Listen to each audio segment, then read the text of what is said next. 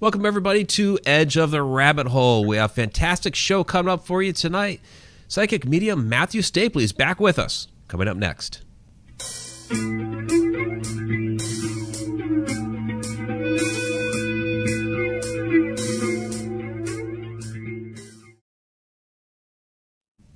Welcome back, everybody, to Edge of the Rabbit Hole. We have a great show coming up for you tonight. Matthew Stapley, psychic medium, is back with us. We had a wonderful conversation with him earlier this year.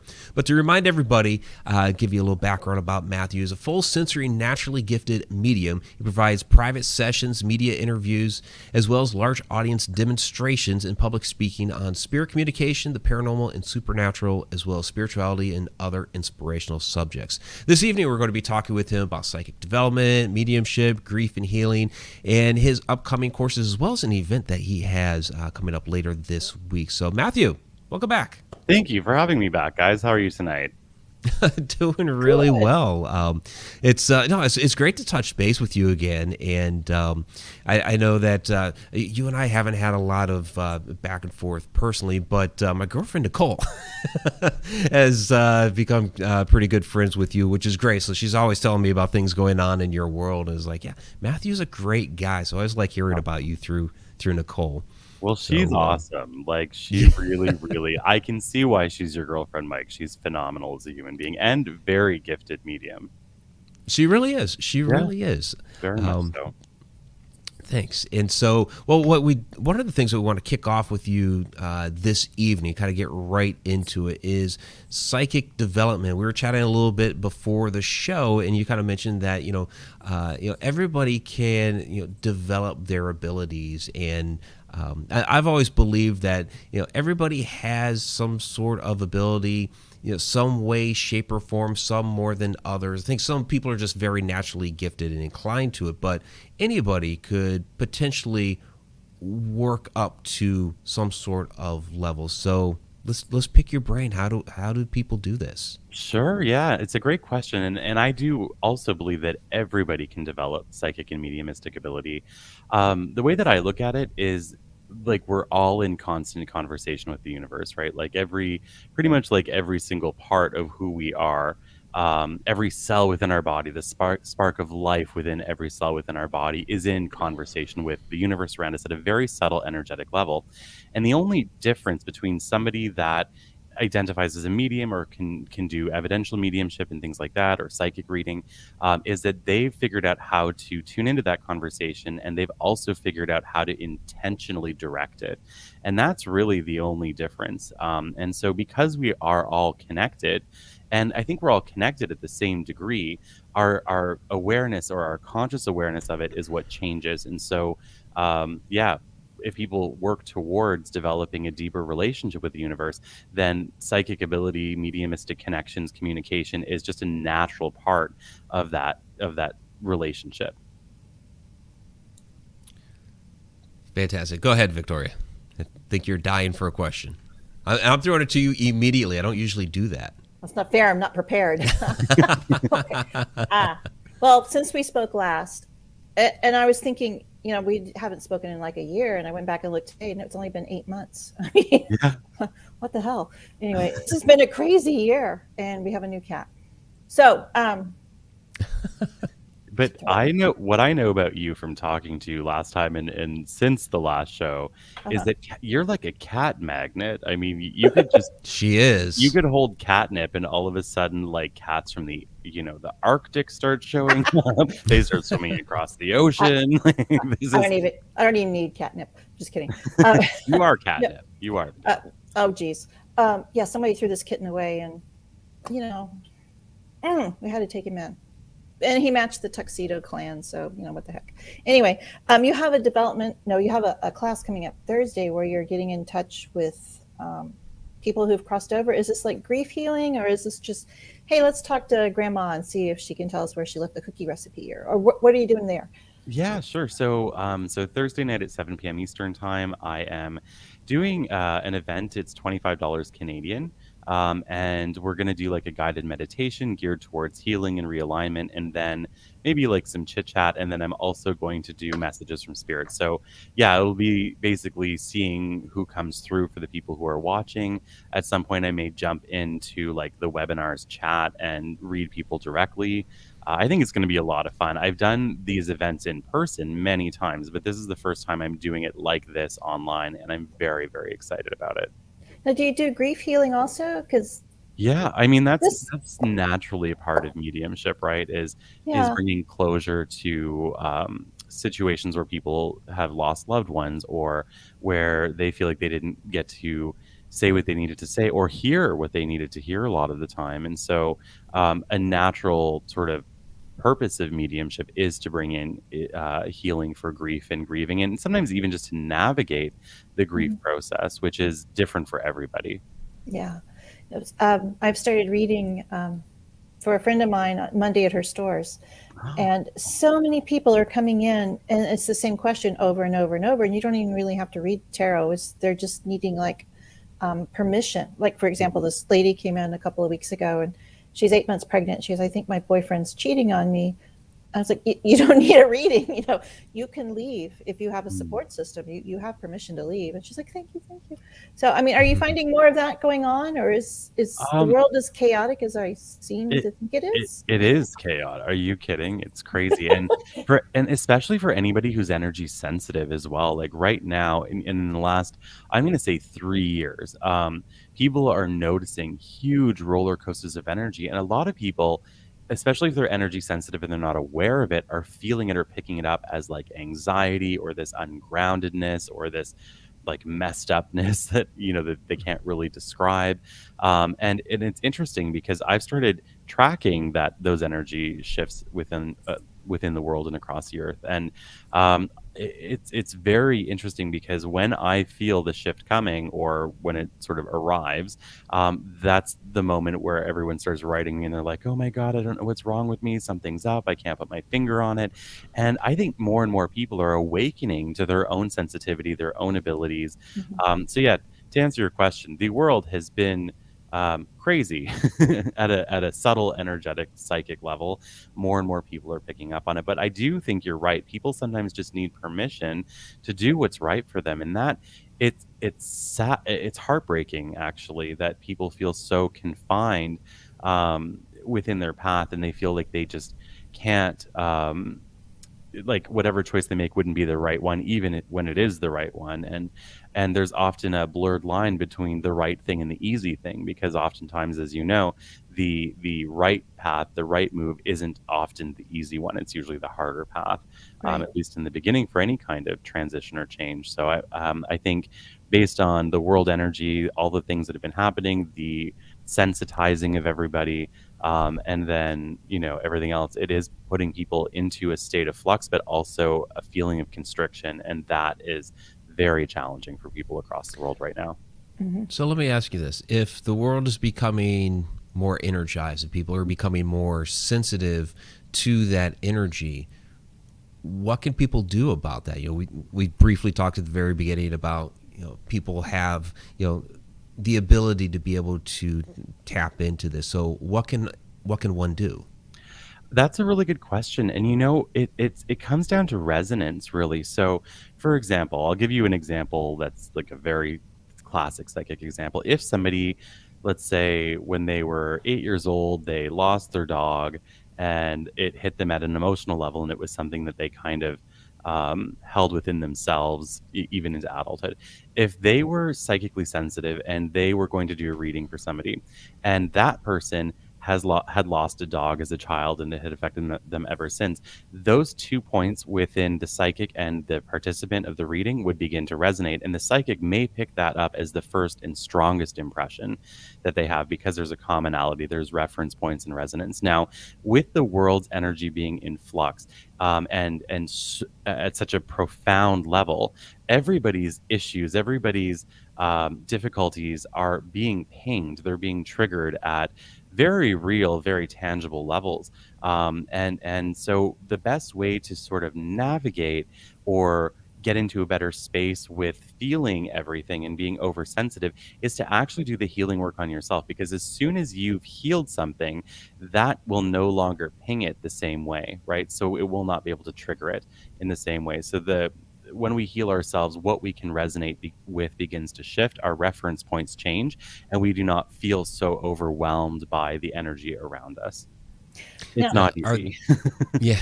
Are there exercises somebody can do for that? Or Yeah, I guess we got to look for like some nuts and bolts tips and tricks here. Yeah, totally. Yeah, we can totally talk about that. So, I mean, I think like where I would recommend people start with that would be to kind of take a personal inventory, take an inventory of the way that they're feeling, make very specific notes about what bothers them, what triggers them, what makes them fly off the handle, what makes them feel overwhelmed or anxious. And when they make those specific notes, that will be like a map for them, right? That will be a map of their resonance reference points. And so what they can do is start working on healing each of those issues or each of those things. And a lot of the times, something that has become such a big trigger in adulthood actually is a very simple root in childhood. And so if they can go back either through psychotherapy, meditation, just, prayer work, whatever they're drawn to heal it, it can really begin to shift that. I will say that when people begin doing foundational shadow work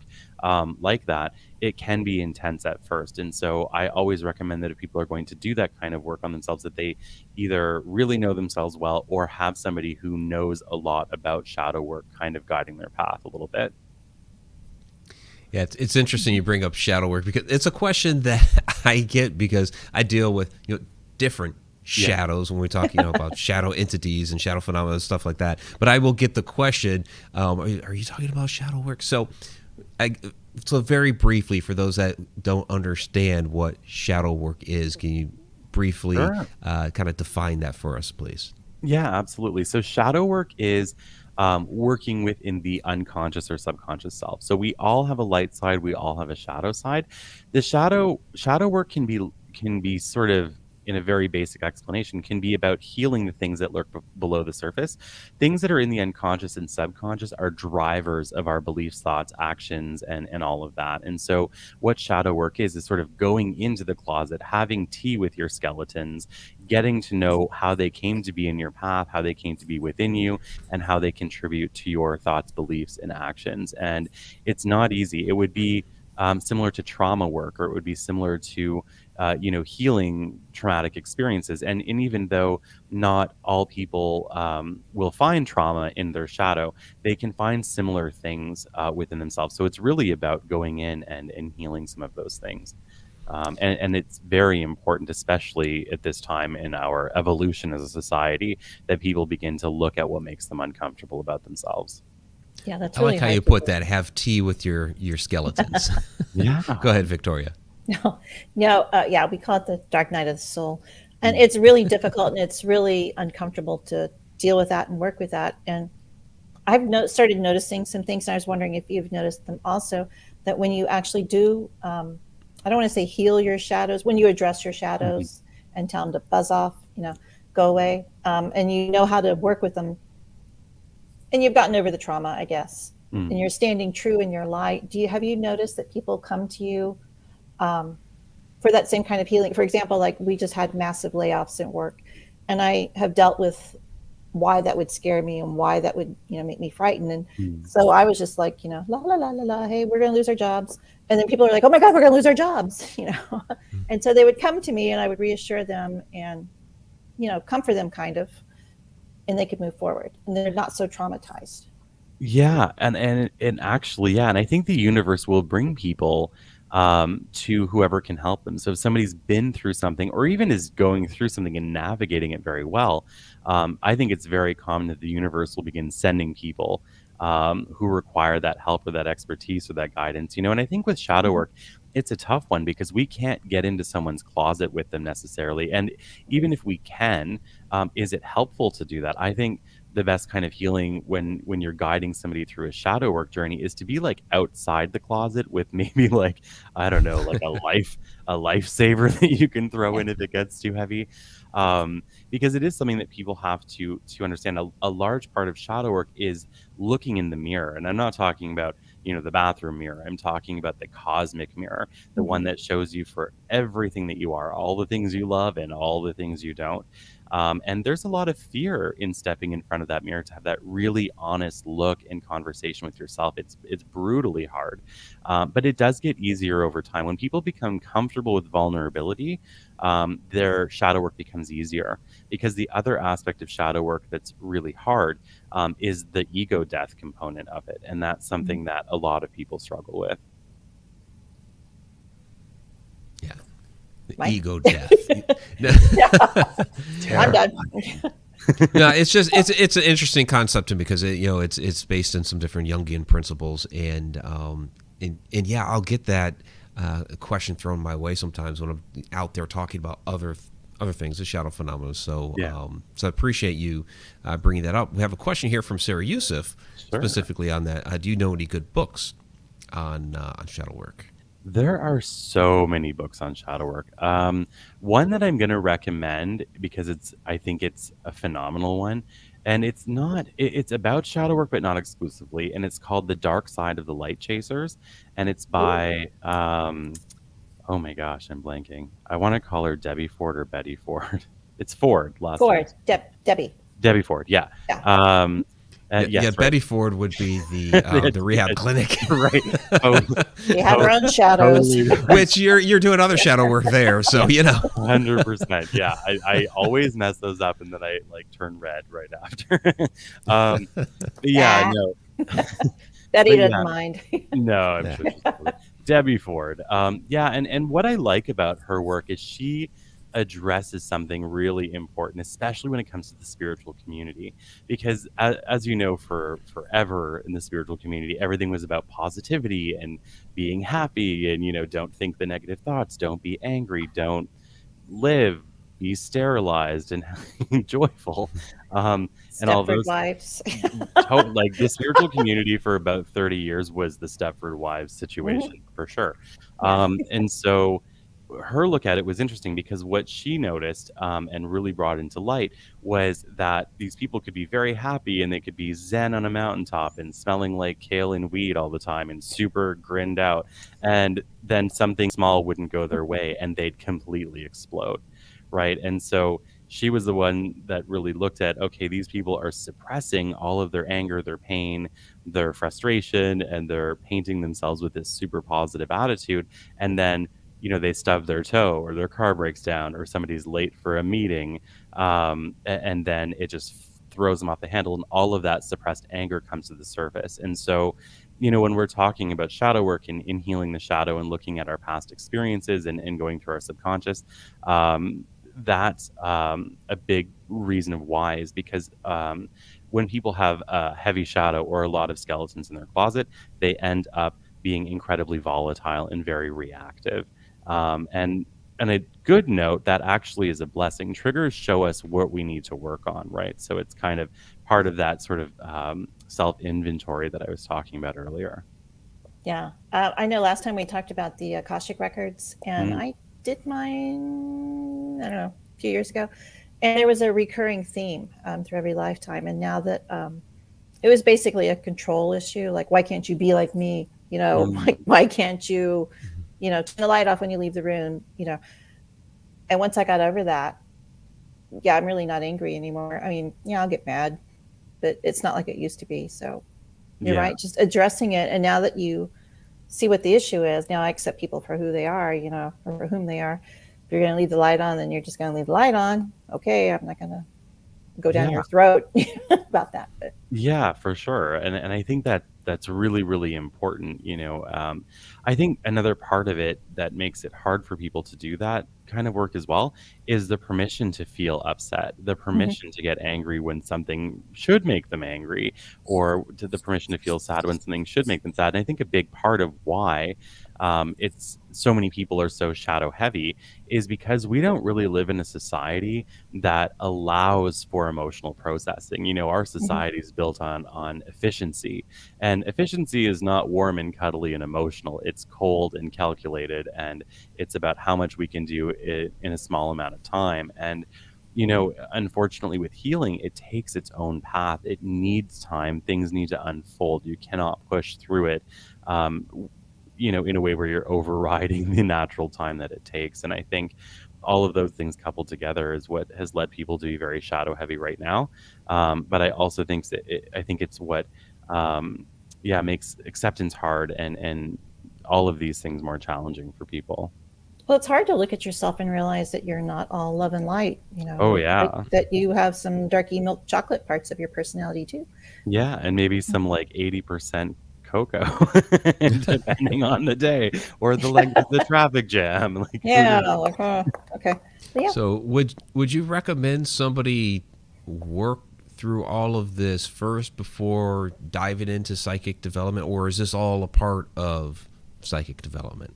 I don't think that they have to. No, I don't think that they have to work through it all first. And the reason they say that is it's a constant process. I mean, at no point will somebody say, "Okay, I am completely healed as a person," until they're dead, and then they're fine. Well, But between now and then, I'm finally good. Bye, everybody.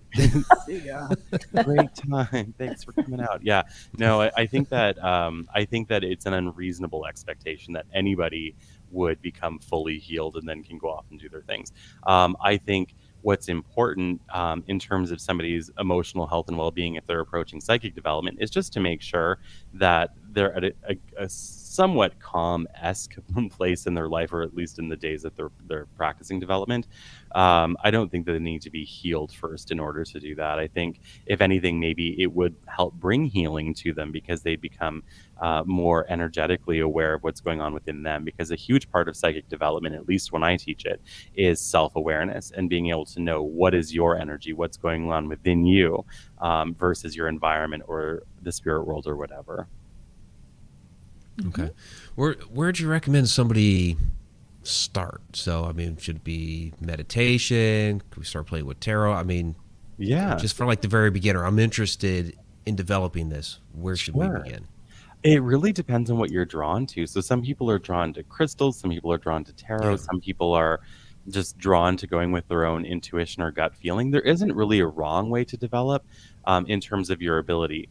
I would say the big things are to make sure that you have people that you don't know to practice on, because you're going to want to be able to bring through evidential information about things you couldn't possibly know, right, in order to sort of validate your ability as you're developing. So that's important. I think meditation is great. A one that seems to really amp up people's ability a whole lot and their sensitivity is like energy healing. And oftentimes psychic reading and mediumship reading is seen as very different from energy healing, but the thing is they're actually very, very connected, and especially mediumship and energy healing is very connected. And so that's a really good place to start. If people want to take classes, they absolutely can. I don't think it's 100% necessary, depending on the person. Some people it shows up sort of naturally and they begin working with it, with friends, family, and then people that they don't know, and it sort of naturally develops. But for people who are, unsure, or they just want some reassurance, a development class can be a great place to do that. And there's tons. I mean, there's a bajillion development teachers around the world. So you just want to go to who you feel drawn to, whoever that happens to be. Well, and you do some of those classes, correct? Or they're coming up? Yeah, I'm actually in the middle of when I have a development class ongoing right now. It's online. It's sold out. It sold out very quickly, which was a blessing. And I'm really proud of my students right now. Even we're going into week 3, and even from week 1 to the second week, I've seen a big jump in some of their comfort level, but also some of the skills they're developing. I mean, it's going at like lightning speed. It's super cool. It's interesting. You said you're in week 3. And it's been 3 weeks since the full moon in Aries, which was supposed to be the beginning, and everything's going to be accelerated from that last full moon to the end of this year. So this is like perfect timing. I think so, and that makes sense now, because I'm not an astrologer, but I love astrology. And that makes sense, and because they are moving fairly quickly. I'm actually really impressed. Yeah. You had posted something, I'm sorry, yesterday on your Facebook page, or I saw it when I was scrolling by or something. And it was something about watch out for the energy shift. It's about to 2x4 you in the face or something. Yeah. And I couldn't get out of bed today, and I was really tired. And I was like, oh, wait, Matthew said I could sleep in. So I slept in because I like that Matthew said I could sleep in. Snooze. Yeah, no, I found that did. comforting. Thank you. Yeah, I remember that. Yeah, I posted a picture of the ruby red slippers from Wizard of Yes. Oz, and it said, "There's no place like emotional stability. There's no place like emotional Oh my stability." gosh. It was Like, funny. oh, but that's true because there's supposed to be a huge acceleration starting this coming Thursday, going through November 19th. So Yeah, watch out. Sleep in. it is Go, going to be intense. It mhm. is. Yeah, Go to bed absolutely. early. Go to bed early, Mike. Me go to bed early? Wow. So Yeah. I have a question here from our chat Sure. moderator, Alina. She says, I was told by a psychic medium I am a sensitive empath, but I don't fully understand what that term really means specifically for me. Does it mean that I'm able to sense spirits and read energy? I've been having experiences including seeing different kinds of shadow people since I was as young as 3 years old, and they happen on and off. Other times I have strong and strange visions that I don't feel are normal dreams. I'm still learning. Wow. So a sensitive and an empath. So sensitive is like an umbrella term, right? So anybody who Mhm. is psychic, mediumistic, empathic, highly sensitive person, they're all considered sensitives. And then an empath is somebody who can feel the emotions or sometimes even physical experiences of other people, whether they're people in their immediate environment or whether they're people down the street. Like, and an example of somebody who's an empath versus a highly sensitive person. A highly sensitive person would go into a shopping mall, feel overwhelmed, feel drained, feel all of that, and want to go home. An empath could be sitting at home having a really relaxing evening with, one of Victoria's signature cocktails, and It's a they Diet Coke. It's a but it's a fancy one. It's in the And pretty glass. it is. So they could be sitting at home just chilling out, watching TV, and all of a sudden go into some crazy panic attack. And unbeknownst to them, somebody like two doors down is having a panic attack. So they're picking up on that intensity. Another example from a very global level was a lot of empaths began getting heart palpitations in the last 6 months and that started around the same time or just before a lot of people were talking about myocarditis happening with COVID. So that would be an example of empathy. So highly sensitive people and empaths are a little bit different. An empath will pick up very much in a first person sort of way an experience of somebody else. That would be my answer. So cats help buffer that, right? I mean, in general, like pets will help them. I Yeah. think just tape them to you. Tape them Half, to you. half the time they are. They're just like, wow. They're, Just surround yourself with them, Victoria. I mean, it's you don't ever get any there, so you just have to go out and find them and bring them to you. It's like walk out your door, you'll be surrounded. Well, Yeah, it happens to her. Oh, I know. She'll open her door and they're there. Yeah, she sent me videos and pictures of that. I did. I would say animals, yes. I mean, animals are natural healers or natural transmuters. So get more cats for sure. It's really weird you said that, and I will try and say this without crying, but nope, not going to happen. My dad died while I was at work, so I came home. I sat down, and all the cats, one sat on my head, and I didn't even say anything, and they're just like, ah. One's on my head, two are on my shoulders, two are on my hips. I'm like, oh, jeez. But how do they know? I mean, oh, they just know. Are you kidding? Cats have been revered spiritually. They're feeling the energy, right? Yeah, because they're felines. Okay, that was really good. Thank you. Well, even like Mike went to Egypt in the last Yes. year, That's right. and you would have noticed in Egypt probably a lot of cat type themes and artifacts, and cats were temple guardians for a reason. They have a very strong connection to both worlds, and animals in general, I think, do, and animals do bring healing to people, and I think they just know because they're sensitive, the same way that a psychic person would know or a highly sensitive person would know. Okay, and the flip side of that, and this one I won't cry about. So many of my friends, and Sunday night, a friend's dog passed. She had just taken him to the vet, and he found out he had a heart tumor, and then she took him back the next day, and he died. But all my friends' dogs are dying. Does that mean we don't need that type of healing anymore, or have we just used them up and they're like I give. I can't take anymore. I don't know. I honestly don't think so. I think that we all like all life has a purpose, right? And we don't have to know what our purpose is to be living it. In fact, I think most people walk around living their purpose fully and have no idea that they're doing it. I think animals are very much the same way. So I don't know that like we use them up or anything like that, or we break them. I don't think so. I think if 9 anything, lives. That's why cats have 9 lives. No. I think if anything, I mean, it's just like all of us. I mean, there have been healers on the planet since the dawn of time, and they die not because the work is done, but because their work is done. Okay. So yeah, I'm not sure. It's a good question. I don't really have an answer. Okay. Next time. I'll meditate, Yes. and shake the medium tree, and hope answers fall out. No, there you go. Wait, is that how it works? Yeah. Just go outside, shake the tree. Yeah. We just get pecans. That's and acorns. That's all we get. And there's a squirrel. There's a huge squirrel, and he's building a nest on our deck back here. So we're not going to move him. In Oh, honor of you, awesome. in honor of you, Matthew. So I can send pictures this winter. Thank you. You know me and my squirrels and my Yeah. blue jays and Blue chipmunks. jays. Yeah.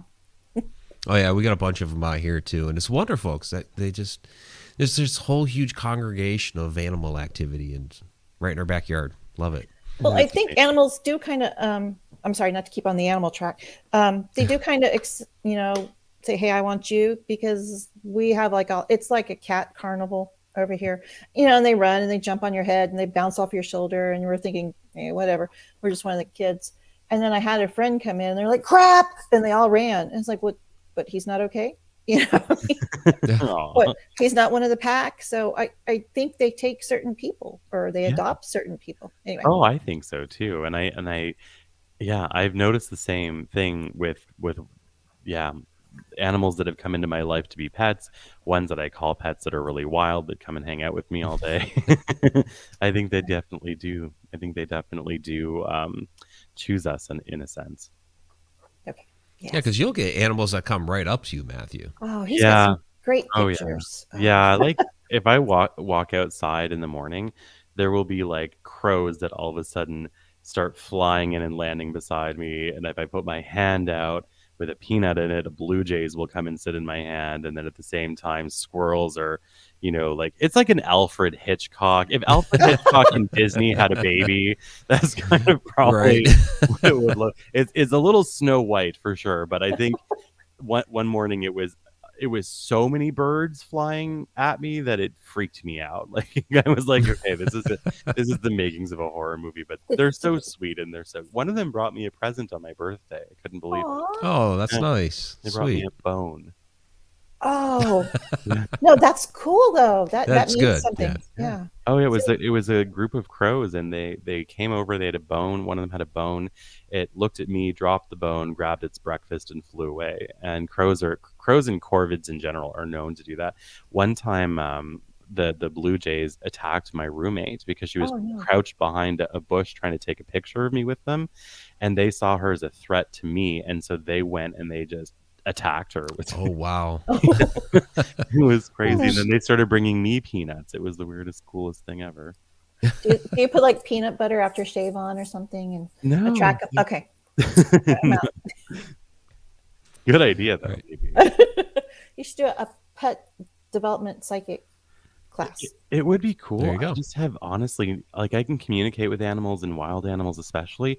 I don't know how I do it, so I can't really teach it. But it is something that I feel is a big blessing for sure. Mm-hmm.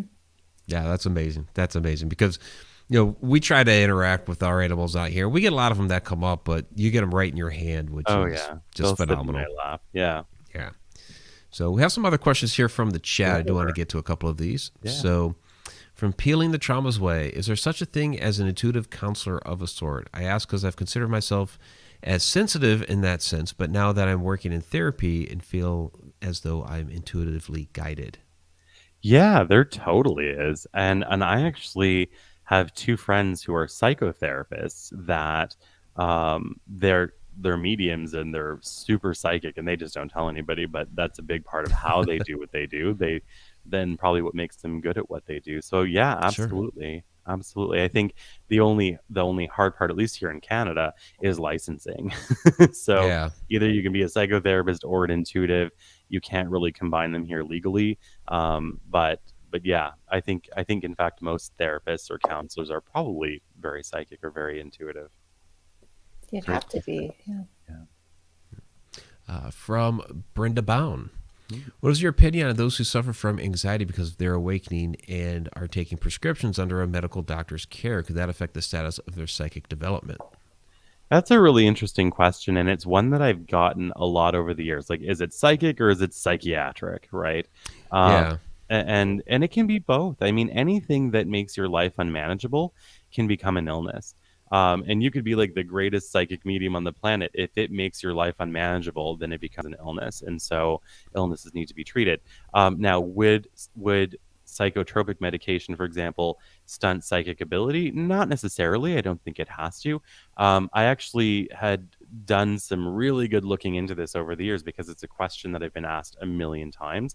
And the only medication that seems to kind of make it harder for people to tune in sometimes is like antipsychotic medication. And I think the reason why is it sort of dampens the imagination a little bit, and the imagination is the seat of all of the clair abilities, right? When we're talking about seeing things, it's within our mind's eye, or hearing things, it's within our mind's ear when we're working with mediumship and psychic ability. And so certain types of medication can dampen that. Will it take it away? No. Are there workarounds or ways around it? Absolutely.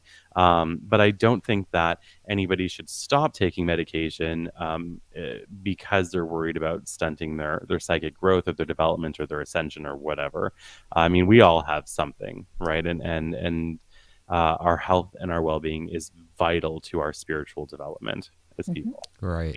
And you can't really give medical advice anyway. No, So no, yeah.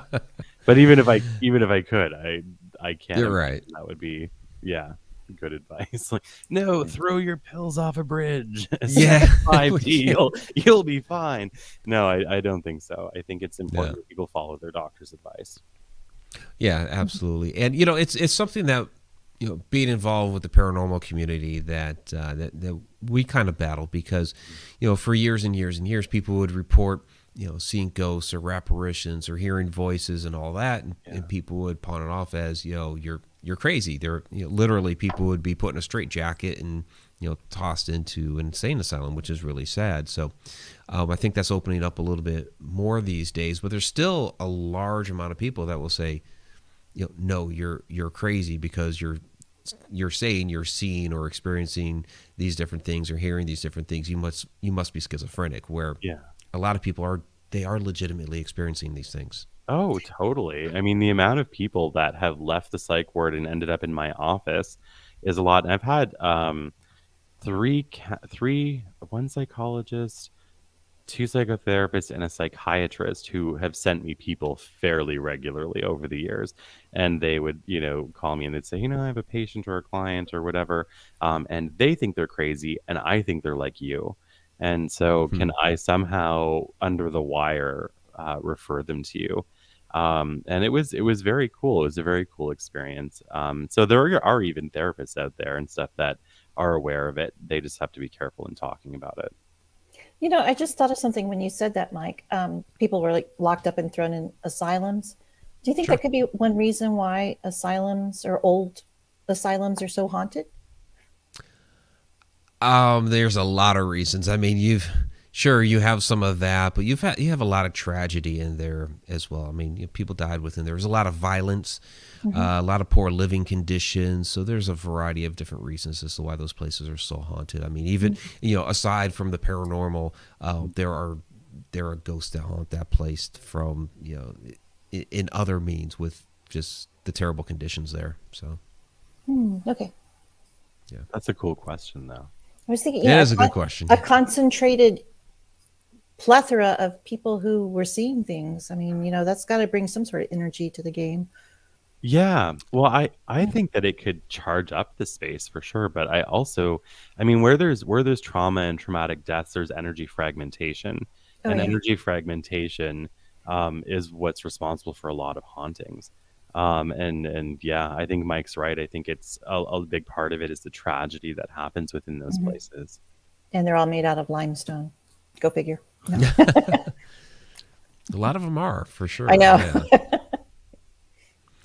So what about, since we kind of went down the line of paranormal activity, there are, you hear about these cases that are a lot of times they get chalked up to poltergeist-like activity, but basically, I'll just use an example of a case that we had with a young adolescent girl who they thought the house was haunted, but it was really a lot of her natural abilities that were starting to come to fruition, and it was really like her abilities were acting out within the house. Yes. And so we call that poltergeist type activity. So what's your opinion on what's going on there? Yeah, so I've been a consulting medium for 4 or 5 paranormal teams across the country. Okay.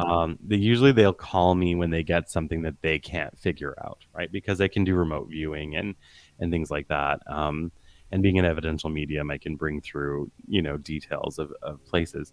And so they would call me when they would get really messed up things. And one of the things that I noticed that was a very common thing was that most of the hauntings, especially if it was in a home, one or more of the family members were gifted or sensitive in some way. And some people just have the natural ability to do something, not full on physical mediumship, but where things can manifest physically within their energy field. And so people that have that capability, they could go into a house that's barely haunted and it will become haunted for the time that they're there. So yeah, it is something that I've seen a lot of times, is the idea of the person is haunted, not the house. Right. And that, yeah, it's actually very common. Very common. Question here from Sarah Youssef. Matthew, have you had any experience with psychic imprinting? I think that I would need her definition of psychic imprinting. That one of the hard things in our field is that there are different people define things differently sometimes. So Yeah. if she's still there and she can throw a definition out, I would be happy to answer it. All right, Sarah. Definition. Cough it up. So it's not like Jacob imprinted on Bella in Twilight, right? Not Oh, like that. jeez. That's the only imprinting I know. Probably not. I'm always yours, Bella. I mean, it could be looking at something like psychometry, right, where you're picking up an object that's been imprinted on. Right. It could be imprinting as in overshadowing, which is where a medium becomes almost taken over by the spirit.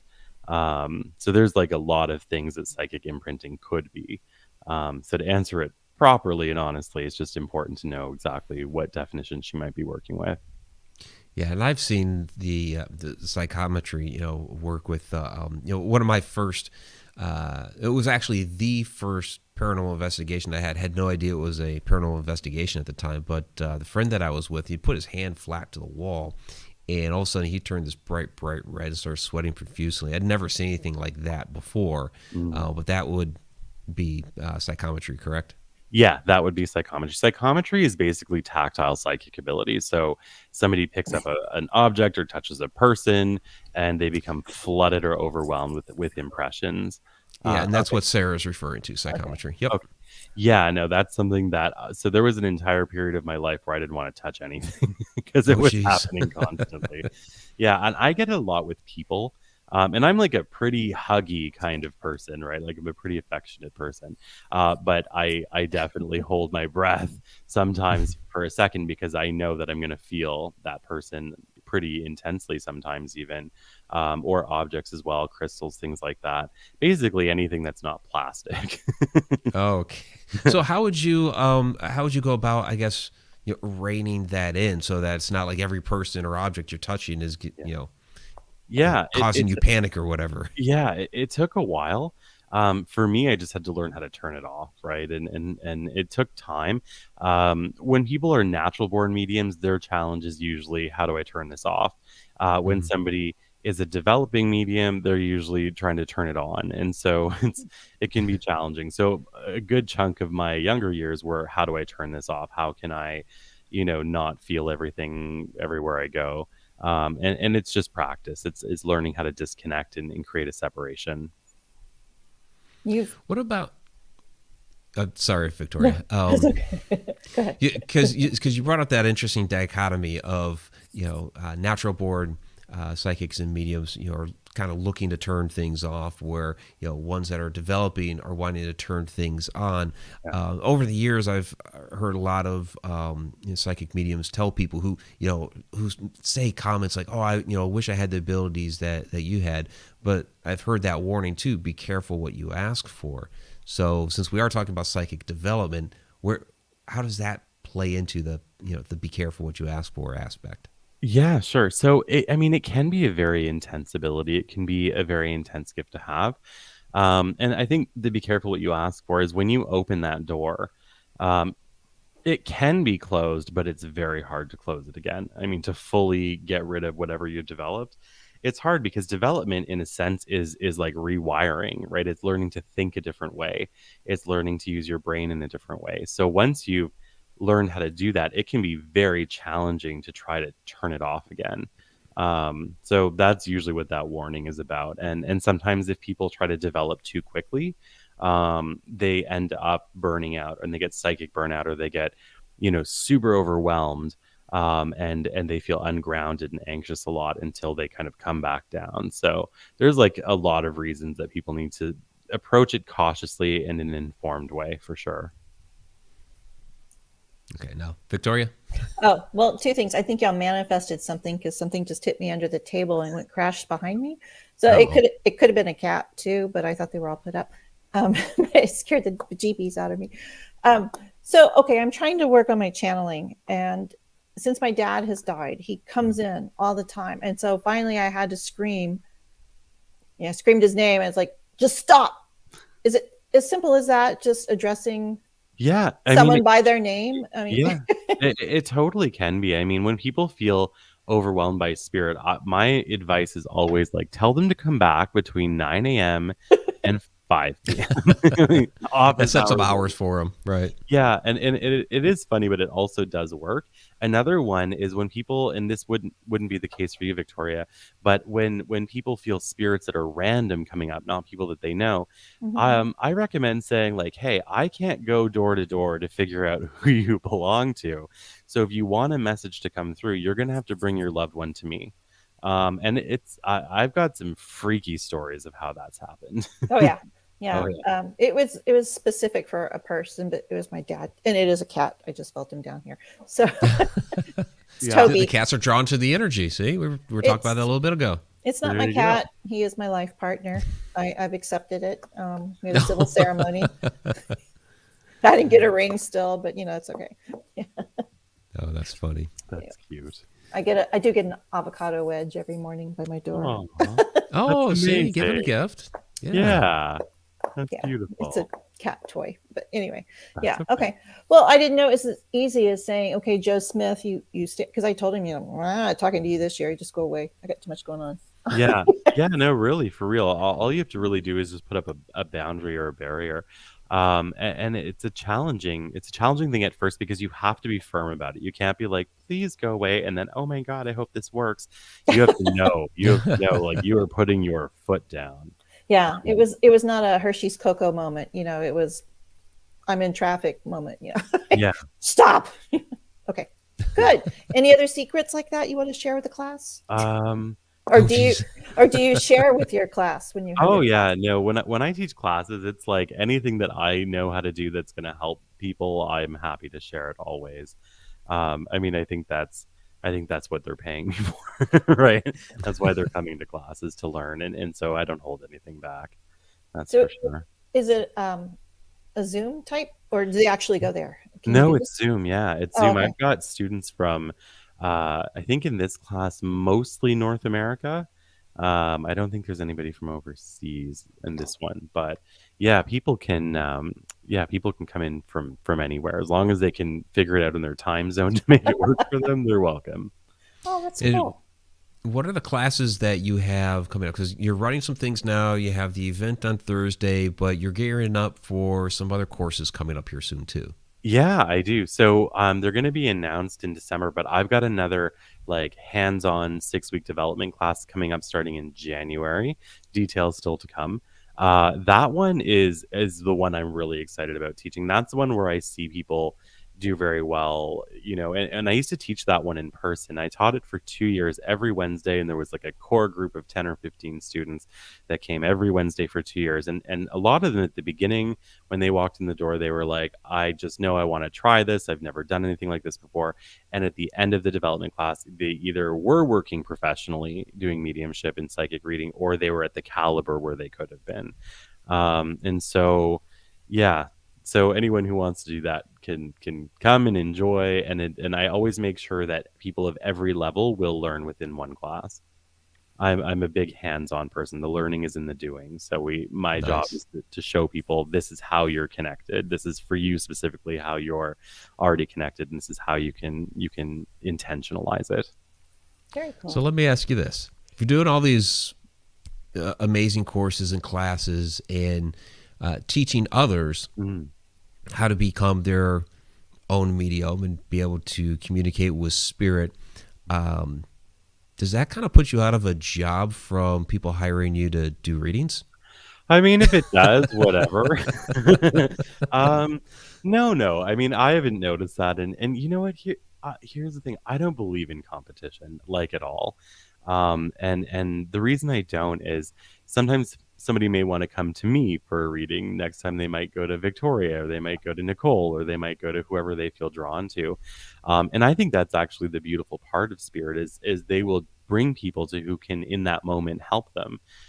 So I'm never worried about that at all. And I also think if at some point no one shows up for readings, then I'm just meant to do something else. Well, you're still Yeah. teaching though, which Yeah. is a lot of work in and of itself. So Yeah, I was, and I I love was teaching. trying to be silly.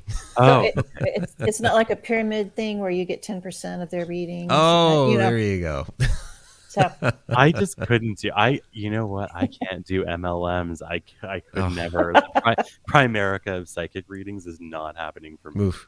well, and we all I read, tried that stuff when I was much younger. I was like, no, it's, yeah, we all read differently because the people. I've only been doing it professionally, if you want to call it that. I hope she's not in the chat. Well, if they are, I'm doing it for fun. I'm doing it to help you. Anyway, and they're like, "What? What are you doing?" I'm like, "Oh yeah, cards are flying out. I look like a blackjack dealer." I'm like, "Oh, did you want me to do a spread?" Aw. It doesn't work that way for me, at least. Yeah, Anyway. everybody's totally different. One of my good friends, he's an amazing card reader, and he just sits there with a deck and just pulls out cards that he feels drawn to, and Mhm. that's how he reads. The person doesn't even touch the deck. He doesn't use spreads or anything. It's pretty cool. Yeah, and they're. I think it's more accurate. Yeah, you got to Right. go with what you feel drawn to. Everyone has a process with psychic reading, so everyone's a little figure out different. what your process, what your formula is, and then just like run with it. Yeah, I know Mike feels the energy, or feels. Is that That's what right. You remember? Yeah, it's when I'm doing it- tarot, I spread out the cards Mm. and I'll pass my hand over the top, and it's almost like a little puff of air. I'll feel like a Oh, little puff cool. of air, and like, oh, that's the card that I have to draw, and there we go. That's That's funny because super I feel like magnet. I feel like I'm being sucked down. So it's funny I that you feel a puff of air. I think that's super Yeah. cool. When I'm doing cards, I don't do cards professionally anymore, but when I'm doing cards, I just get this feeling like, okay, that's enough shuffling, and okay, you're pulling from the top of the deck now, or whatever. So I think we all have our own ways of doing it. It's fun. So, good question here from Natalie McVicker. She asks, Matthew, how, if at all, do you handle psychic guilt? I've had readings when warnings have come up or I've seen things happening to people. Those visions come to fruition and I feel awful. So I don't experience psychic guilt. I did at one time because of the exact same thing that you're talking about. And when I was young, I decided that I did not want to bring through things that were what I call terminal information. So terminal information is bringing through something that cannot be altered. So death or, like really like meant to happen terrible things. And so when I said I'm not doing that, I'm only going to bring through things that people can work with, that they can use within their life. That kind of went, thank God. I have had moments where I feel like not so much from readings or clients ever, but with people in my life where I got a bad feeling about something and I didn't say anything. I've had it a little bit with that, but the way that I have worked through that is just in understanding that even if I would have said it, what could they possibly do, or were they even going to listen? Like, I felt the pandemic coming in the beginning of 2019, and as the year went on, I could feel it getting closer. But if I would have said, "Hey guys, something really terrible is about to happen," who would have listened, and what could have been done about it anyway? That's kind of where I sit with that. You could have stockpiled toilet paper and water.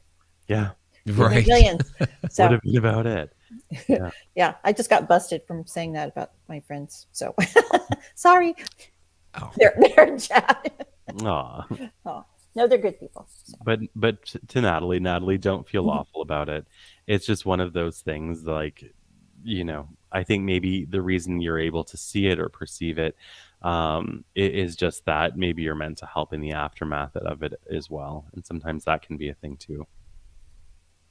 Yeah, no, that's a good point. And there's other ways around that. And thank you for all the wonderful advice that you've been giving everybody this evening. We really do appreciate it. We'll have about 5 minutes left in the show, so I want to make sure everybody knows where to get a hold of you, how to find it. 'Cause, I mean, we've talked about it throughout the show, everything that you have coming up. And if you guys have any last moment questions, we'll take maybe one more if you have one. But we can find you at MatthewStapley.com. Are all of your courses accessible through there, the events you have coming up? Because I noticed you posted some stuff on Facebook as well. Yeah, Facebook is definitely the place to be if people want to know when my courses are. Every Monday night I do free live readings.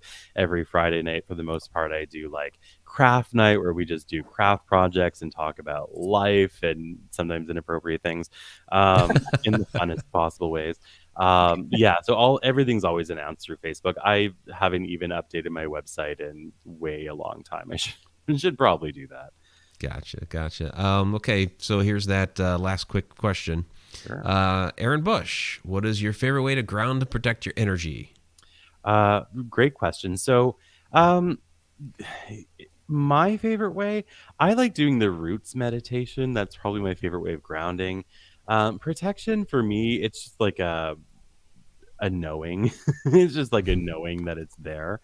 I wish that I had something more exciting to answer that question with, but I think the main thing for other people, though, if they're looking at how to best ground and protect their energy, it really is just about what you feel works for you. And what the most important part is, especially of protection, is that it's going to work. Now, whether that's stomping your foot on the ground, burning some sage, whether it's, I don't know, rattling pots and pans around, whatever you feel is going to be protective for you, you just have to know it's going to work. If you know beyond a doubt it's going to work, then you're protected. Yeah. It's like your faith. Your faith is protecting you. Right. Yeah, and that's something that I've always, because people ask me when I go out on paranormal investigations, what I do to protect myself, what I recommend other people to do to protect themselves. I was like, well, to me, I think it's all intention. You're putting out intention that I'm going to be protected in this environment, whatever your faith is, whatever your belief system. If you think it's a crystal, an amulet, a prayer, whatever, if you wholeheartedly believe that's going to protect you, then it will. Yeah, exactly. That's my exact thoughts on it too. Awesome. So, Matthew, it was really great having you back this evening. You're always always wonderful to talk to. Always have such amazing advice and insight, and you're just such a kind-hearted fellow. So, really appreciate it. Well, thanks for having me back, guys. It was a true pleasure as always. It's good to see you finally. You too, and your cat. Yep. And the cats. And we have people in the chat say, went by too quick. Absolutely. It really did. Matthew's Friday night, I'm just going to call it a shindig. It is so fun. I mean, he's doing crafts or whatever, and, the time goes by too quickly. So it is fun. I love it. What I love about it is just being able to interact with everybody. Because on Monday night, when I'm doing free live readings, there's been between 400 and 700 people at one time in the live. Yeah, it's crazy. And so that's a lot of people. Yeah, the comments are just flying by. So I don't really get to hang out with anybody. It's just bringing through messages. But on Friday nights, I get to hang out with people and talk to them and read their comments, and I love it. It's super close to my heart. That's really sweet. That's really sweet. All right, everybody.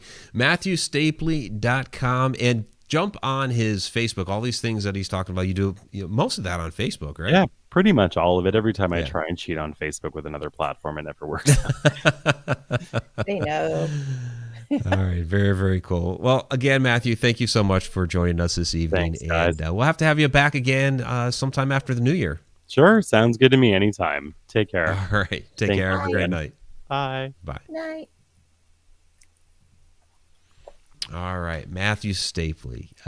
Yeah, a great guy. Great guy. Yeah. Always fun to talk to.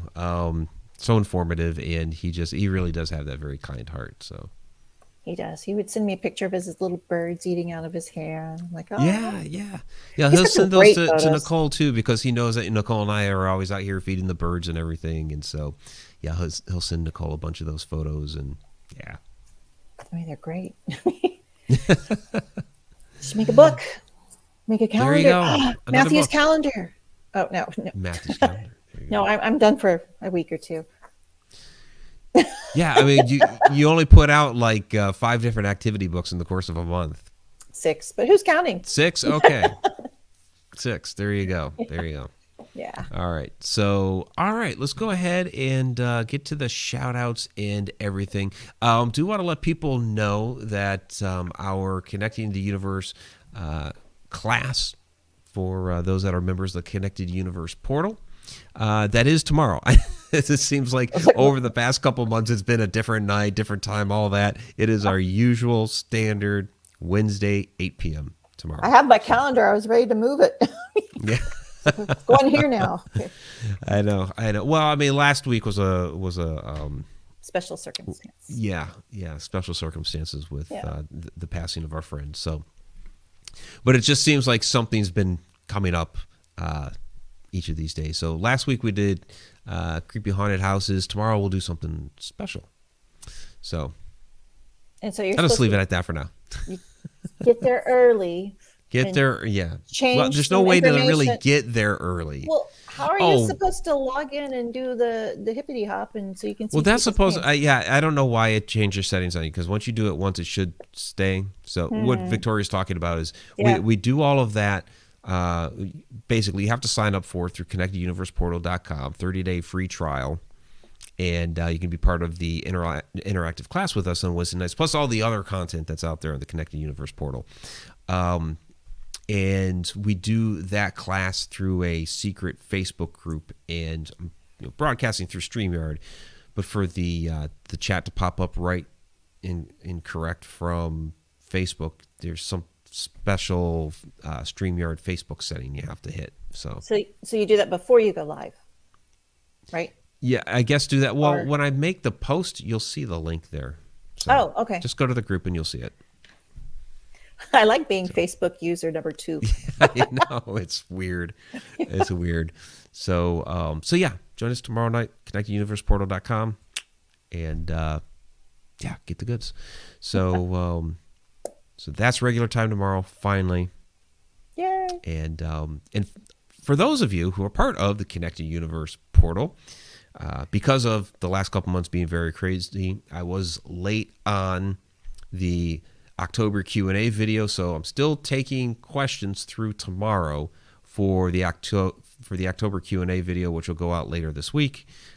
So feel free to ask any questions about the American Southwest, because I was on the road for like half the month out in the American Southwest. I went to Sedona, Montezuma as well. I had those couple of Paracons out there, White Sands, did a bunch of different stuff. Bill Prack has already asked some questions about White Sands, so you can ask I questions love about it. that. And yeah, It's beautiful. and creepy haunted houses, you can throw, because that was our Halloween special. You can throw some questions out about that stuff too. So You know where I'm going. Ant aliens.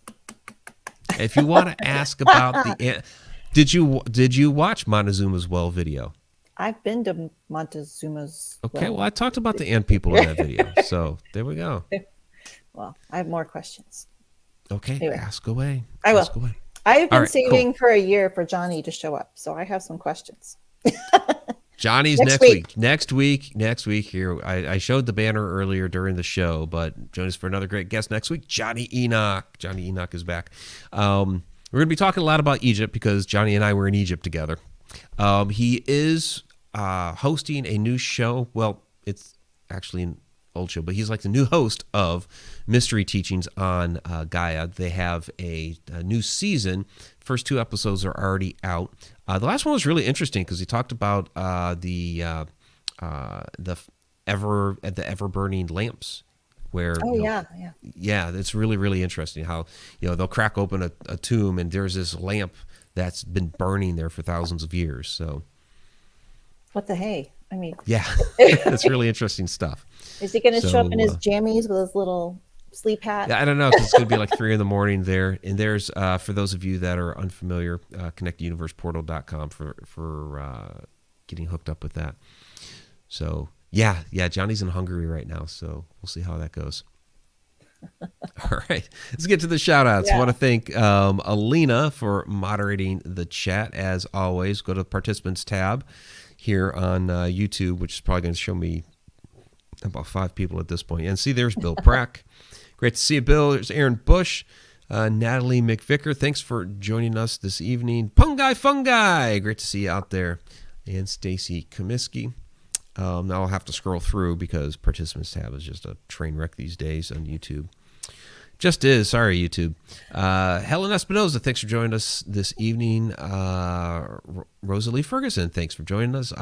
Leona Stewart, thank you as well. There's Thayer, great to see you. Brenda Bowen, thank you for the questions this night, by the way, everybody. Sarah Youssef, thank you for your questions as well. Heidi Lee Tarot and Mediumship, thank you for joining us tonight. We also had Christine Louviere. Thank you once again. Sorry. she's my friend. Yeah, she's your friend. Friend. Steve Humphrey, thanks for joining us tonight. Yep. Haunted Road Media's Fairy Queen Diane Hilbert is in the house. Peeling the traumas away. Thanks for your question as well. There's Mary Haygood. Thank you as always. Jeanette Kemp, thanks for joining us again. TFT Tarot for today. Thank you as well. I know Adam Tillery's down there lurking. He's also watching Curse of Oak Island. Is this the night? This is the night, yeah. Series season premiere. Yep. So I know he's doing time between both. Yes. Jennifer Bloomer, thank you. And she already left though. So all right. So all right. And yeah. See, I told you. Holy shamoly, they found gold. Well, maybe. Could be lead. Could be 500 years old or 50 years old. Nice. Thanks, Adam. Cool. Did you see his Halloween pictures? Yeah, they were great. They those were amazing. Yeah, the Gomez and Morticia. Yeah. They were beautiful. Very, very cute. Yeah. And did you get Aaron? Aaron was in there too. Aaron Bush? Arthur. No, not Arthur. What? In the chat. Aaron, right? Bush? Yeah, I got Aaron. Oh, okay. Aaron. Must have been giggling. I missed it. Sorry. So, and Natalie is saying that she had a super cool alien experience in Sedona. Really? And then also Montezuma's castle. Cool. Yeah, I went to the castle as well. So that's the last video I still have to upload to the Connected Universe portal from the Southwest videos. Because I posted the well, and then I have the castle I still have to post. And so then all those videos will be up. Yep. It's pretty cool out there. Yeah. It is. So, all right, everybody. You guys have a great night. We'll see some of you tomorrow. And next week, Edge of the Rabbit Hole is Johnny Enoch. So we will see you all later. Till next time.